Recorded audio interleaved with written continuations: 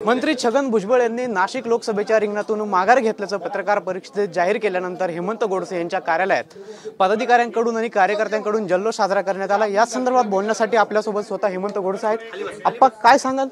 मंत्री छगन भुजबळ यांनी आता नाशिक लोकसभेच्या निवडणुकीच्या रिंगणातून माघार घेतलेली आहे, हे जाहीर देखील केलेलं आहे। आपला मार्ग आता मोकळा झालाय, काय सांगाल? मला असं वाटतं का महायुतीमध्ये इतरही सर्वच पक्षामध्ये जसं नामदार भुजबळ साहेबांना वरतूनच केंद्रीय नेत्यांकडून जो काही आग्रह त्यांच्यासाठी धरला होता, तर मला असं वाटतं का त्यांनी आता वेळ निश्चित कमी पडत चाललेला आहे हे सांगितलं आणि लोकांपर्यंत पोहोचणे अनेक लोकांची इच्छा होती, परंतु त्यांनी जी काही माघार घेतली तर मी त्यांचं मनापासून या ठिकाणी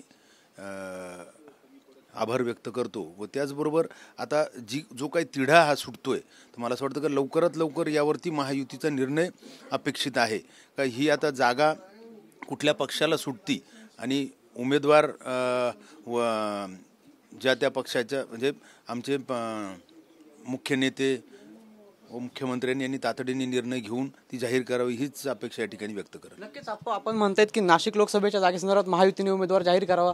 आता आपली ही जागा जी आहे निश्चितच एकंदरीत भुजबळ यांच्या प्रेस नंतर धनुष्यबाणाकडे अर्थातच शिवसेना शिंदेकडे राहील असं जाहीर झालं। मात्र यामध्ये आपल्या सोबतच अजय बोरस्ते यांचं देखील नाव जे आहे ते समोर येत आहे। ये वाला लेते हैं। Inverter AC. आप गैम्बलर हो ना?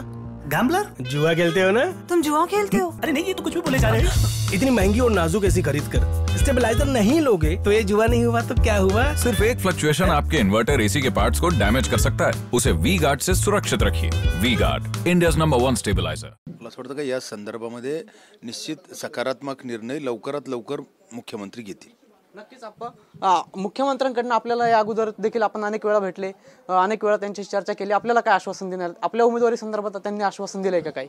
या संदर्भामध्ये त्यांनी या अगोदर सांगितलेले की आपल्या जो काही प्रचार या ठिकाणी सुरू आहे तो सुरू असू द्या आणि लोकांच्या भेटीगाठी असू द्या, कारण पुढं निवडणुकीला प्रत्येकाला सामोरं जायचं आहे आणि योग्य वेळी आपण निर्णय घेऊ अशा प्रकारचं ग्वाही त्यांनी दिली होती। नक्कीच आपण बघितलं या ठिकाणी मंत्री छगन भुजबळ यांनी आता नाशिक लोकसभेच्या निवडणुकातनं माघार घेतल्यानंतर त्यांचे देखील आभार जे आहेत ते विद्यमान खासदार हेमंत गोडसे यांनी मानलेत। कॅमेरा पर्सन गणेश मोरेसह पवन येवले, TV9 मराठी, नाशिक।